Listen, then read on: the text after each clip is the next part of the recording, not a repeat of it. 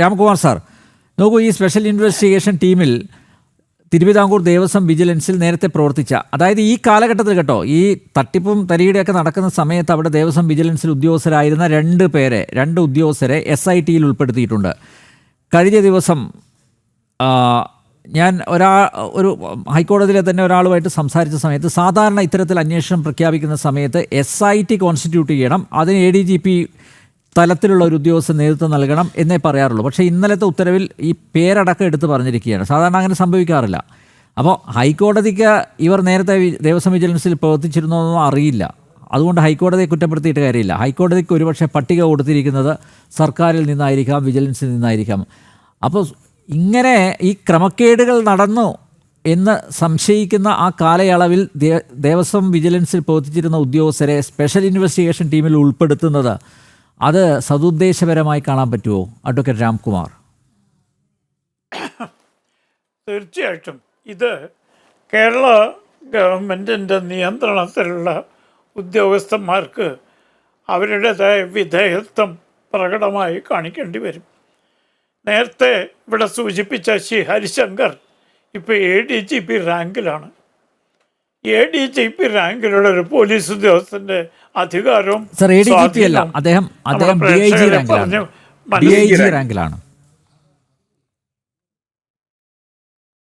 ഞാൻ മനസ്സിലാക്കുന്നത് അദ്ദേഹം അടുത്ത് തന്നെ എന്തെങ്കിലും ആവട്ടെ.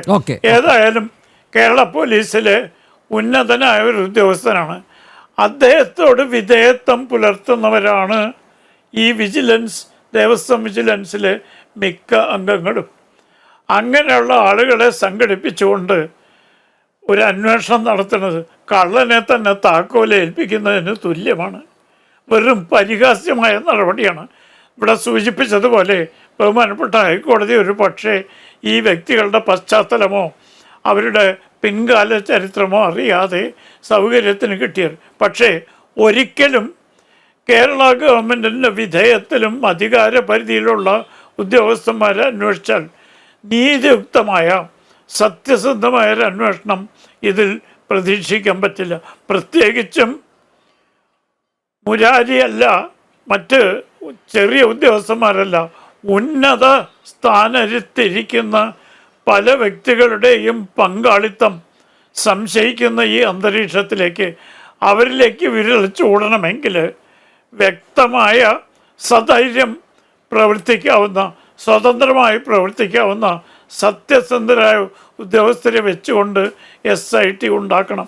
അല്ലെങ്കിൽ ബഹുമാനപ്പെട്ട ഹൈക്കോടതിക്ക് കേരള ഗവൺമെൻറ്റിൻ്റെ ഉദ്യോഗസ്ഥന്മാരെ അന്വേഷിച്ചാൽ പോരാ എന്ന് പറഞ്ഞ് ഇപ്പോൾ ആവശ്യപ്പെട്ടിരിക്കുന്ന CBI അന്വേഷണം വേണമെന്ന്. CBI അന്വേഷണം വന്നാലും കേരളത്തിലുള്ള ഉദ്യോഗസ്ഥന്മാരാണല്ലോ, അവർക്കൊക്കെ ഉന്നത ഉദ്യോഗസ്ഥന്മാരുടെ വിധേയത്വമുണ്ട്. പിന്നെ ഇതിനൊക്കെ പുറമെ IPSന് ശുപാർശ ചെയ്യാനുള്ള അധികാരം മുഖ്യമന്ത്രിക്കാണ്. മുഖ്യമന്ത്രിയുടെ വകുപ്പിനാണ് IPSലേക്ക് ശുപാർശ ചെയ്യാൻ. അപ്പോൾ അത് കിട്ടാൻ ആഗ്രഹിക്കുന്ന ആളുകൾ SITയിൽ വന്നാൽ സത്യസന്ധമായ ഒരന്വേഷണം എങ്ങനെ പ്രതീക്ഷിക്കാനാണ്?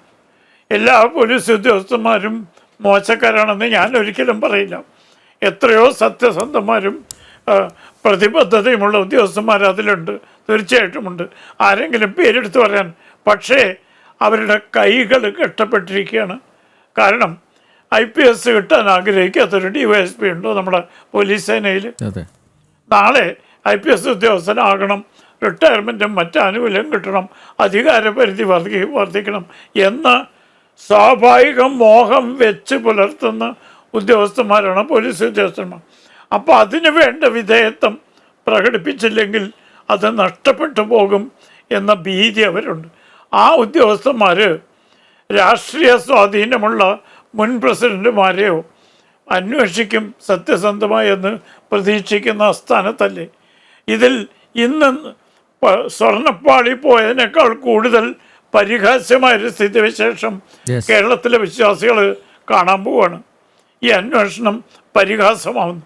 അതുകൊണ്ട് എത്രയും വേഗം ബഹുമാനപ്പെട്ട ഹൈക്കോടതിയെ ഈ വിഷയങ്ങൾ ധരിപ്പിച്ച് യുക്തമായ നിർദ്ദേശങ്ങളും കൽപ്പനകളും ഈ SITയെ പറ്റി ഉണ്ടാക്കാൻ ഭക്തരോ വിശ്വാസികളോ ഹിന്ദു സംഘടനകളോ മുന്നോട്ട് വരണം. അവരുടെ ഈ വിശ്വ പരിഷത്തിൽ ഇടപെട്ടതും ഹൈക്കോടതിയിൽ നാളെ ഫയൽ ചെയ്യുന്നതും. കാര്യം ഇത് ഇവിടുത്തെ ഒരു പോലീസുകാർ അന്വേഷിച്ചാൽ പറ്റില്ല. സാറ് പറഞ്ഞത് 100% ശരിയാണ്. കാരണം എത്ര സത്യസന്ധരായ പോലീസായാലും അതിൻ്റെ മുകളിലോട്ടുള്ളവരുടെ മുകളിലുള്ള പിടുത്തം, കെട്ടപ്പെട്ട കൈകളും കെട്ടപ്പെട്ട ശരീരവുമായിട്ട് എങ്ങനെ അന്വേഷിക്കാൻ പറ്റും? അത് അന്വേഷിക്കേണ്ട ഒരു സാധാരണ മുരാരി ബാബുവിൻ്റെ കുറ്റകൃത്യമോ അല്ലെങ്കിൽ ഒരു ഉണ്ണികൃഷ്ണൻ പോറ്റിയുടെ കുറ്റകൃത്യമോ അല്ല. ഇതിനകത്ത് വലിയ വലിയ വലിയ വലിയ ഉന്നതന്മാർ, ഈ പറഞ്ഞ പല മുൻ പ്രസിഡന്റുമാരും പല കമ്മീഷണർമാരും ഇതിനകത്ത് കളിച്ചിട്ടുണ്ട്. അത് കാരണം ഇത് നിസ്സാര കാര്യമല്ല. വിലയുടെ മൂല്യമാണെങ്കിൽ തന്നെ കോടിക്കണക്കിന് രൂപയുടെ മൂല്യം, അതിൻ്റെ പൗരാണികത്വമാണെങ്കിൽ അതിനേക്കാളും വിലയേറിയത്. ഇത്രയും വലിയ സാധനം ഈ അടിച്ചു മാറ്റിയിട്ട് ഇപ്പോൾ ശ്രീ ഹസ്കർ പറഞ്ഞു ഇത് സ്ട്രോങ് റൂമിൽ ഇരിപ്പുണ്ടെന്ന്. അപ്പോൾ സ്ട്രോങ് റൂമിൽ ഇരിക്കുന്ന കാര്യം ഇവർക്ക് ആർക്കും അറിയില്ലേ? ഇത്രയും കാലം ആരും അതിനെപ്പറ്റി പറഞ്ഞില്ലല്ലോ. ഇപ്പോൾ യഥാർത്ഥത്തിൽ പറഞ്ഞാൽ വിജയമല്യ സമർപ്പിച്ച ആ ഗോളക, ചെമ്പ് ഗോളക, അതിൻ്റെ മുകളിൽ സ്വർണം പാളി പൊതിഞ്ഞ ഗോളക മിസ്സിംഗ് ആണ്. ആ ഗോളകയല്ല ഇപ്പോൾ അവിടെ ഇരിക്കുന്നത്. കാര്യം അത് ആ ശബരിമലയിൽ എല്ലാ ദിവസവും പോകുന്ന ഒരാളിനോട് ഞാൻ വളരെ വ്യക്തമായി ചോദിച്ചു, അവിടെ അതിന് തൊട്ട് മുമ്പിൽ നിൽക്കുന്ന ഒരാളിനോട്. അദ്ദേഹം പറഞ്ഞു, സാർ അതിന് ഒരുപാട് വ്യത്യാസമുണ്ട്. പഴയ ഗോളയ്ക്ക് പലപ്പോഴും തുടയ്ക്കുമ്പോൾ കൈ മുറിയുമായിരുന്നു. കാര്യം അതിന് ഒരുപാട് എഡ്ജസ് ഉണ്ടായിരുന്നു. പുതിയ ഗോളയ്ക്ക് എഡ്ജസ് ഇല്ല, കവർ ചെയ്തിരിക്കുകയാണ്. അപ്പോൾ അത് രണ്ടും ഒന്ന് പരിശോധിക്കണം. പഴയ ഗോളകയല്ല ഇപ്പോൾ വെച്ചിരിക്കുന്നത്. ആ ഗോളക, ചെമ്പ് ഗോളക, സ്വർണം പൊതിഞ്ഞ ആ ഗോളക മിസ്സിംഗ് ആണ്. പുതിയ ഗോളകയാണ്. ആ പുതിയ ഗോളകയ്ക്കാണ് പീഠം ചേരാതെ വന്നതും ഉണ്ണികൃഷ്ണൻ പോറ്റി പുതിയ പീഠം ഉണ്ടാക്കിയതും. ആ പഴയ പീഠമാണ് ഉണ്ണികൃഷ്ണൻ പോറ്റിയുടെ ഏതോ ഒരു ബന്ധുവിൻ്റെ വീട്ടിൽ നിന്ന് കിട്ടിയത്. അപ്പോൾ ഇത് നിസ്സാരമായൊരു കാര്യമല്ല. ഇത് ഒരു ഹൈക്കോടതി നിയമിച്ച ഒരു സ്പെഷ്യൽ ഇൻവെസ്റ്റിഗേഷൻ ടീമോ അല്ലെങ്കിൽ കേരളത്തിലെ വിജിലൻസോ അല്ലെങ്കിൽ പോലീസ് സംവിധാനമോ അന്വേഷിച്ചാൽ ഇത് എങ്ങും ചെന്നെത്തില്ല. അവസാനം എത്തുന്നൊരു പാവപ്പെട്ട ഉണ്ണികൃഷ്ണൻ പോറ്റിയെ പ്രതിയാക്കി അയാളെ ബലിയാടാക്കാനായിരിക്കും അവസാനം അവർ ശ്രമിക്കുന്നത്. അപ്പോൾ അതുകൊണ്ടാണ് വിശ്വ പരിഷത്ത് ശക്തമായി ആവശ്യപ്പെടുന്നു, ഹൈക്കോടതി ഇടപെട്ട് ഇത് CBI അന്വേഷണം വേണം. അത് കൃത്യമായ, അതായത് ഉന്നത ഉദ്യോഗസ്ഥർ അന്വേഷിക്കണം. CBIയുടെ തന്നെ ഉന്നത ഉദ്യോഗസ്ഥരായിരിക്കണം അതിൽ ചുമതലപ്പെടുത്തേണ്ടത്. ഇത് വളരെ വലിയൊരു കാര്യമാണ്. ഇതൊരു ശബരിമല അയ്യപ്പസ്വാമി എന്ന് പറയുന്നതും ശബരിമല ക്ഷേത്രം എന്ന് പറയുന്നത് ലോകം മുഴുവൻ പ്രസിദ്ധമായ ഒരു സംഭവമാണ്. ഹിന്ദുക്കളുടെ ആത്മാവാണ്, ഹിന്ദുക്കളുടെ ഒരു എന്താ പറയുക ഒരു സത്വമാണത്. അതിനെയാണ് തൊട്ട് കളിച്ചിരിക്കുന്നത്. ഇത് നിസ്സാരവൽക്കരിക്കാൻ പറ്റില്ല.